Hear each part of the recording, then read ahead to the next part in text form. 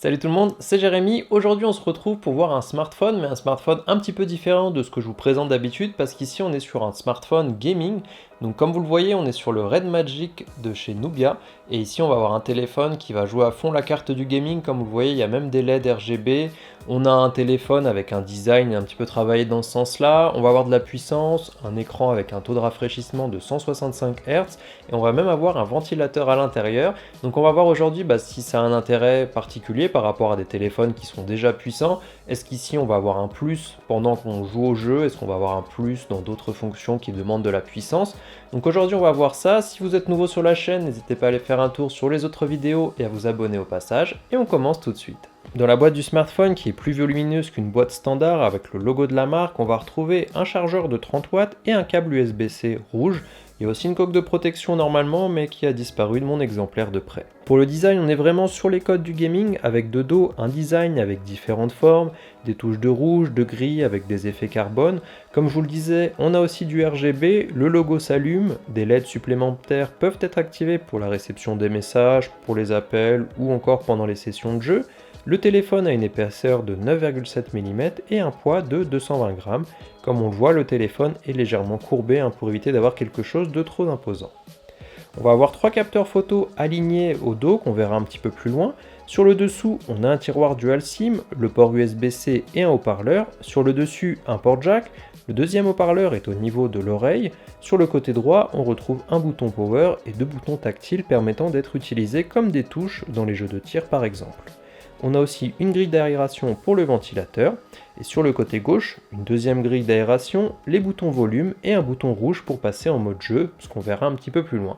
Alors ici, on aimera le design ou pas du tout, c'est vrai qu'ici on joue à fond la carte du gaming, ça permet quand même d'avoir un téléphone qui se démarque de la concurrence, parce que c'est vrai que la plupart des téléphones lambda, on va dire, se ressemblent. Ici on a quelque chose qui est complètement différent, ça permet quand même d'avoir des fonctions utiles, on va avoir les gâchettes au-dessus, on va avoir la touche qui permet de passer en mode jeu, donc il y a quand même des fonctions à ça, c'est pas juste esthétique, même si le RGB reste vraiment esthétique, et quand même malgré tout, on a un téléphone qui est pas si épais que ça quand on prend en compte qu'il y a quand même un système de ventilation intégré, et donc ça c'est plutôt un point positif, même si c'est pas le téléphone le moins imposant qu'on puisse voir, notamment grâce à son écran. Pour profiter des jeux et avoir quelque chose de fluide, il faut bien entendu un bon écran, et ici on n'est pas déçu avec un écran de 6 pouces,8 AMOLED Full HD+, avec un taux de rafraîchissement de 165 Hz, quand la plupart des téléphones haut de gamme ne dépassent pas les 120 Hz, et on aura en plus de ça un taux d'échantillonnage tactile allant jusqu'à 500 MHz qui permet d'avoir un écran très réactif quand on appuie dessus. On a d'autres fonctions comme le 10 bits de couleur, on va avoir 100% en DCI-P3, du DC dimming. Pour la luminosité, on ira jusqu'à 630 nits. Alors on va pouvoir au choix utiliser différentes fréquences pour forcément utiliser celle qui s'adapte le mieux à ce qu'on est en train de faire et éviter de consommer trop de batterie. Et on va pouvoir passer entre 60, 90, 120 et enfin 165 Hz. Bien entendu, pour être dans une utilisation classique, le 90 Hz peut suffire largement. Alors bien entendu, tous les jeux ne proposent pas le support du 165 Hz. Les jeux les plus classiques comme Call of Duty Mobile, comme Fortnite, comme PUBG, c'est pas des jeux qui vont monter aussi haut. Sur PUBG, le mieux que j'ai eu c'était 40 FPS à peu près, en mettant tout à fond. On a quand même certains jeux qui profitent du 165 Hz, je pense à Vainglory, on va avoir Dead Triggers 2 ou encore Real Racing 3, donc il y a quand même des jeux qui en profitent, et en plus de ça, peut-être que dans le futur, plus les écrans vont être plus rapides et plus il y aura de jeux encore qui vont sortir. Alors vous l'aurez peut-être remarqué, mais le système aussi est customisé façon gaming, les icônes, les fonds d'écran, on a donc une surcouche Android avec ce Red Magic OS qui tourne sur Android 11. Donc dans l'idée, pourquoi pas, le seul souci qu'on va avoir ici, c'est que tout n'est pas traduit correctement ou n'est pas traduit du tout. En fait, on va avoir des menus qui sont complètement en anglais, de grosses parties du téléphone où c'est juste en anglais. Alors peut-être que la France n'est pas le marché prioritaire de ce téléphone ou de cette marque. C'est quand même un petit peu dommage de ne pas avoir fait un petit peu plus d'efforts, sachant qu'il y a beaucoup de pays où on parle français. Mais bon, malheureusement, c'est comme ça. L'autre point aussi qu'il faut prendre en compte, ça va être au niveau des DRM, parce qu'ici, on va avoir une DRM L3 pour le wideband, donc ça veut dire que pour Netflix, on ne pourra pas l'utiliser en Full HD, ce qui est un petit peu dommage, parce qu'on a un bon écran assez grand, avec pas mal de bonnes caractéristiques. Malheureusement, pour regarder des vidéos comme ça en streaming, ça sera un petit peu limité. Alors maintenant pour la partie puissance, ici on a un processeur Snapdragon 888, un Adreno 660, on va avoir 12 Go de RAM en LPDDR5, 128 Go de stockage en UFS 3.1 Et pour jouer sans lag, on a aussi du Wi-Fi 6E et de la 5G. Niveau benchmark, sans surprise, ça nous donne de très bons scores. Sur AnTuTu, on aura un score de 823 224, sur PC Mark de 13 003 et sur 3D Mark Wildlife qui se consacre justement à la partie graphique, j'ai eu un score de 5764 avec un FPS moyen de 34. Donc là, autant vous dire qu'on n'a pas trop de soucis de performance. Sur PUBG, j'ai pu mettre tout au maximum et rester jusqu'à 40 FPS sur toutes mes parties. Après ici, je pense pas que le jeu aille plus haut que ça finalement. Sur les jeux qui, eux, supportent le 165 FPS comme Vainglory, comme Dead Triggers 2 ou Real Racing, là aussi, c'était des jeux où j'étais à 165 FPS effectivement en continu et j'avais pas de soucis particuliers. Donc c'est vraiment un jeu qu'on va pouvoir, enfin c'est vraiment un téléphone qu'on va pouvoir utiliser sur le long terme. Et on va pouvoir jouer au dernier jeu sorti pendant un long moment normalement, parce que là on a vraiment tout ce qu'il vous faut pour de la puissance, à la fois sur la RAM, sur le stockage et bien sûr sur le processeur. Ici on va avoir un système de refroidissement appelé Ice Cooling qui va utiliser cette technologie. On va avoir du graphène, du liquid cooling, on va aussi bien sûr avoir ce système de ventilation. Effectivement ça apporte un plus. J'ai pas vu que le téléphone se mettait vraiment à chauffer. Je crois que le seul moment où il s'est mis à chauffer un petit peu, c'est quand j'avais fait un stress test sur 3D Mark Wildlife justement, où pendant 10 minutes ça faisait tourner le truc à fond, et là effectivement il s'est mis un petit peu à chauffer pour arriver à 50 degrés ou quelque chose comme ça, alors que dans mes parties de jeu il restait finalement assez stable à peu près 40 degrés on va dire. Donc ça reste un téléphone qui forcément est bien refroidi grâce à ce ventilateur. Par contre bien entendu le ventilateur fait quand même du bruit. Alors sur le site de la marque c'est indiqué qu'il va pas plus haut que 28 décibels, alors je sais pas si c'est vraiment le cas ou pas. Après effectivement c'est que pendant les sessions de jeu en particulier qu'il va se mettre en marche, ou quand le téléphone chauffe, donc ça veut dire aussi peut-être pendant la charge rapide aussi il va se mettre en marche, parce que là c'est un moment où le téléphone chauffe un petit peu pendant ces types de recharge, donc là aussi il va se mettre en marche et effectivement ça peut déranger en fonction des cas. Quand on joue au jeu, si on a un casque ou qu'on met de la musique, enfin en tout cas le son du jeu on ne l'entend pas, mais c'est vrai que c'est quand même un point à prendre en compte si vous jouez dans certaines situations. Le ventilateur se remet en marche aussi, j'ai essayé par exemple dans les tests de benchmark de le désactiver pour voir s'il y avait un avantage ou pas finalement. C'est vrai qu'il avait tendance à se remettre en marche tout seul. Après c'est vrai que moi je l'ai utilisé presque tout le temps en 165 fps, tout simplement pour tester un petit peu le truc. Peut-être que si on baisse un petit peu la fréquence des fps, ça permettra aussi d'éviter de devoir faire chauffer le téléphone. Donc ça c'est peut-être un point aussi qui peut être à prendre en compte, de baisser peut-être la fréquence d'image, surtout si c'est pas utilisé par le jeu.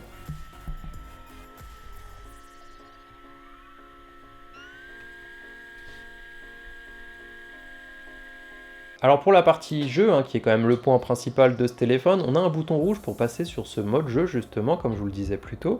Et quand on va l'activer, on va entrer dans ce mode et du coup on va avoir un menu customisable qui va apparaître avec la liste des jeux présents sur le téléphone.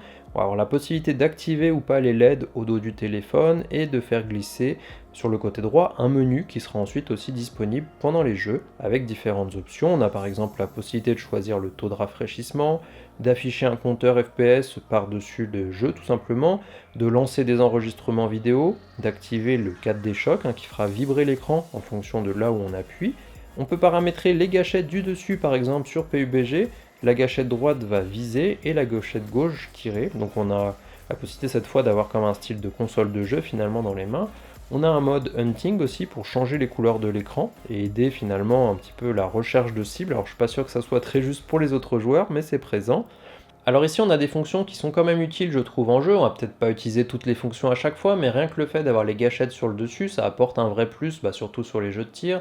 On va avoir différentes fonctions comme ça qu'on peut venir activer au besoin assez facilement avec ce système de menu qui apparaît sur l'écran, donc c'est vraiment un vrai plus. Effectivement il y a d'autres marques qui proposent ce type de menu, mais par exemple rien que de fait d'afficher les FPS, alors en temps normal j'en ai pas forcément l'utilité, mais là quand je veux vous montrer que le jeu fonctionne bien, ou que je veux vérifier qu'effectivement mon téléphone qui est surpuissant me permet d'utiliser tel ou tel jeu à telle ou telle fréquence, rien que le fait de pouvoir afficher ce compteur FPS facilement, c'est un vrai plus. Parce que je sais que souvent dans mes tests de téléphone, quand je cherche des applications tierces, c'est pas toujours très fiable. Sur d'autres téléphones, on peut l'afficher temporairement, mais dès qu'on referme le menu, on peut plus le voir. Ici, on peut le voir facilement, donc c'est des options vraiment tournées gamer, mais qui peuvent servir dans certains cas. Alors pour la partie audio, on va avoir un port jack sur le téléphone, ce qui est pratique si on a l'habitude d'avoir un casque. Il n'est pas très bien placé par contre, donc c'est vrai qu'il va venir gêner un petit peu la main, malheureusement. J'ai vu qu'il faisait un hub USB-C aussi qui permet en fait de déporter par exemple le port jack et d'autres accessoires et du coup un petit peu moins gêné sur la prise en main. Il fait aussi DTS Ultra X, donc pour avoir une spatialisation du son et voir un petit peu d'où viennent les tirs ou les bruits dans les jeux par exemple. Donc ici on est sur un téléphone qui permet d'être immergé dans son jeu grâce à la stéréo bien entendu. Donc ça fonctionne bien, ça permet aussi, comme je vous disais tout à l'heure, de couvrir un petit peu le bruit du ventilateur quand on est en train de l'utiliser. Donc pour moi ça fonctionne plutôt pas mal, en tout cas pour jouer aux jeux vidéo principalement. Alors pour l'autonomie, on va avoir une batterie de 5050 mAh, on va avoir une recharge rapide allant jusqu'à 66 watts. Par contre, le chargeur qui est fourni dans la boîte, lui, ne fait que 30 watts. Donc c'est un petit peu dommage de ne pas avoir fait l'effort de fournir le chargeur qui va au-dessus. Par contre, pour charger de 0 à 100%, il m'a fallu 1 heure. Donc ça reste quand même raisonnable. Après, on va pas le décharger forcément à 100%. Donc dans un sens, ça suffit quand même d'avoir un chargeur 30 watts, ça suffit. Mais c'est vrai que d'avoir un téléphone qui propose plus, mais de ne pas avoir le chargeur fourni avec, ça c'est un petit peu dommage. Mais on peut toujours l'acheter à côté si c'est quelque chose qui nous dérange. Pour la partie autonomie, c'est un petit peu compliqué de vous le dire parce que en fonction de l'utilisation qu'on va faire, on va perdre beaucoup de batterie si on fait que de jouer au jeu. Je pense qu'on peut tenir à peu près 3-4 heures de ce que j'ai vu quand on est que en jeu. Maintenant, est-ce que vous faites des sessions aussi longues? Je pense pas forcément. En utilisation standard, il se décharge pas si vite que ça. Après, bien entendu, encore une fois, ça dépend. Est-ce qu'on va mettre tous les FPS à fond? Est-ce qu'on va faire tout tourner? Est-ce qu'on va activer les LED ou pas? Donc voilà, c'est un petit peu compliqué de donner une estimation sur ce type de téléphone avec autant d'options. Maintenant, je pense qu'on le tient facilement une grosse journée, voire même un petit peu plus, parce que malgré tout, on peut baisser le FPS, on n'est pas obligé de garder un écran à 165 Hz, on peut très bien le mettre à 90, et puis ça permet d'avoir un juste milieu en termes de consommation et de fluidité. Alors pour la partie photo-vidéo, on va avoir un capteur principal de 64 mégapixels, un capteur ultra grand angle de 8 mégapixels, et enfin un capteur de profondeur de champ de 2 mégapixels. Alors ici, c'est vrai que c'est pas la partie la plus mise en avant sur ce téléphone. C'est vrai que sur un téléphone gaming, on a peut-être plutôt choisi de privilégier tout ce qui était aspect puissance, écran, même design ici, et peut-être un petit peu moins investir sur la partie photo-vidéo parce que c'est pas forcément ce que les gens vont rechercher. Malgré ça, je trouve que les photos sont quand même correctes. Ça permet quand même de faire de belles photos quand les conditions de lumière sont là, et ça permet quand même de faire d'avoir des photos souvenirs, de choses comme ça sans problème. Le téléphone va filmer jusqu'en 8K quand même. On va avoir de la 4K. Bon, la stabilisation est pas top dessus, donc ça permettra pas forcément de faire beaucoup de vidéos, en tout cas en marchant. Mais il y a quand même un effort qui a été fait, je pense, en tout cas sur cette partie-là, parce que ça permet quand même de faire des photos qui sont pas si mal que ça, et je pense que ça aurait pu être encore pire sur cette partie-là, sans que ça soit trop choquant finalement sur un téléphone vraiment gaming. Au niveau du prix, ici on est sur le modèle basique, on est sur le modèle Red Magic 6 qui est à 600 €, et enfin on va avoir un modèle 6 Pro qui est lui 100 € plus cher, donc on va l'avoir à 699 €. Donc ça reste un téléphone qui je trouve est assez intéressant. Sur le site on va aussi avoir toute une gamme d'accessoires qui va avec. On va avoir une montre connectée, on va avoir une docking comme je vous en parlais tout à l'heure. On va avoir des écouteurs qui vont avoir le même design aussi. Donc il y a toute cette gamme d'objets. Donc je vous mettrai le lien dans la description si vous voulez aller faire un tour sur le site, déjà pour avoir plus d'informations sur le téléphone, mais aussi voir un petit peu tout ce qu'ils ont fait autour. Il y a aussi un système justement de refroidissement externe qu'on va venir brancher dessus avec un autre ventilateur. Je ne sais pas si c'est vraiment nécessaire vu que j'ai pas rencontré de problème de chauffe actuellement, mais bon, peut-être que ça a un intérêt si on joue vraiment beaucoup. Alors pour conclure, vous l'avez vu, ce téléphone est présenté comme un smartphone gaming et je pense pas qu'il déçoive sur ce point-là. On a pas mal d'options en plus qu'on ne retrouverait pas sur un téléphone standard. Les gâchettes, les menus un petit peu spéciaux qu'on va avoir là-dessus, la ventilation bien entendu, et en plus de ça, la puissance fait qu'on va pouvoir le garder sur le long terme. Je pense qu'on pourra facilement jouer à tous les derniers jeux pendant un long moment, et puis si jamais vous jouez beaucoup aux jeux vidéo, ça peut être une alternative assez intéressante aux téléphones un petit peu plus standards qui sont pas forcément prévus pour ça, et qui doivent faire un compromis un petit peu entre la puissance, la partie photo vidéo, le design, etc. Ici, les compromis ne sont pas faits sur cette partie puissance et c'est plutôt une bonne chose si c'est ce qu'on cherche. Après, si vous jouez un petit peu de temps en temps aux jeux vidéo, pas plus que ça ne sera pas forcément le meilleur téléphone pour vous parce que tout simplement, on pourrait trouver pour le même prix un téléphone peut-être un petit peu plus polyvalent, peut-être avec un design un petit peu plus discret aussi, parce que c'est vrai que le design reste important et ici, on n'est pas forcément attiré par ce design si on n'aime pas trop les codes du gaming, ce qui est tout à fait normal, et du coup c'est vrai que si on joue un petit peu moins souvent, ça sera peut-être moins intéressant. Mais dans l'ensemble, je trouve ce téléphone très intéressant. Le seul souci qu'on pourrait avoir, c'est finalement ces soucis de traduction qui sont pas encore faits. Peut-être que ça viendra dans les prochaines versions, peut-être prochaines mises à jour, on sait pas.